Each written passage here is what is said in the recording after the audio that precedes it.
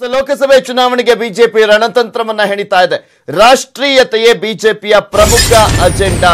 ರಾಷ್ಟ್ರೀಯ ಭದ್ರತೆಯೇ ಪ್ರಮುಖ ಅಂಶವಾಗಿಟ್ಟುಕೊಂಡಿದೆ.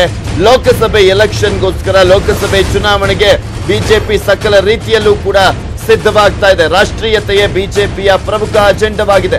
ರಾಷ್ಟ್ರೀಯ ಭದ್ರತೆಯೇ ಪ್ರಮುಖ ಅಂಶವಾಗಿದೆ. ಲೋಕಸಭೆ ಎಲೆಕ್ಷನ್ಗೆ 29 ಪಕ್ಷಗಳ ಜೊತೆ ಬಿಜೆಪಿ ಹೊಂದಾಣಿಕೆಯನ್ನ ಮಾಡಿಕೊಳ್ತಾ ಇದೆ. ಅಭ್ಯರ್ಥಿಗಳಿಗೆ ವಯಸ್ಸಿನ ಮಿತಿ ಇಲ್ಲ. ಇಲ್ಲಿ ಈ ಸಲ ಗೆಲ್ಲುವ ಸಾಮರ್ಥ್ಯವನ್ನೇ ಮಾನದಂಡವಾಗಿ ಮಾಡಿಕೊಳ್ಳಲಾಗಿದೆ. ಗೆಲ್ಲುವಂದೇ ಅಂದ್ರೆ ಇಲ್ಲಿ ಪ್ರಮುಖವಾಗಿ ಅಭ್ಯರ್ಥಿಗಳಿಗೆ ಗೆಲ್ಲುವಂದೇ ಮಾನದಂಡ.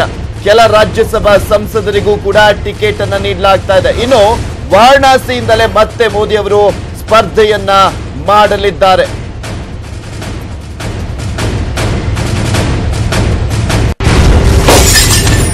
ನೋಡ್ತಾ ಇದೀವಿ ಇಲ್ಲಿ ಬಿಜೆಪಿ ಲೋಕಸಭೆ ಎಲೆಕ್ಷನ್ಗೆ ಸಕಲ ರೀತಿಯಲ್ಲೂ ಕೂಡ ಸಿದ್ಧವಾಗ್ತಾ ಇದೆ. ಒಂದು ಅಂದ್ರೆ ಇಲ್ಲಿ ಪ್ರಮುಖವಾಗಿ 3 ಪ್ರಮುಖ ಅಂಶ. ಒಂದ್ ಕಡೆ ಬಿಜೆಪಿ ಇಲ್ಲಿ ರಾಷ್ಟ್ರೀಯತೆಯನ್ನೇ ಪ್ರಮುಖವಾಗಿ ಅಜೆಂಡವಾಗಿ ಇಟ್ಕೊಂಡು ಚುನಾವಣೆಯನ್ನು ಎದುರಿಸೋದಕ್ಕೆ ಮುಂದಾಗ್ತಾ ಇದೆ. ಮತ್ತು ಒಂದ್ ಕಡೆ 29 ಪಕ್ಷಗಳ ಜೊತೆ ಇಲ್ಲಿ ಮೈತ್ರಿಯನ್ನ ಮಾಡಿಕೊಂಡು ಲೋಕಸಭೆ ಎಲೆಕ್ಷನ್ ಅನ್ನ ಎದುರಿಸ್ತಾ ಇರುವಂತದ್ದು.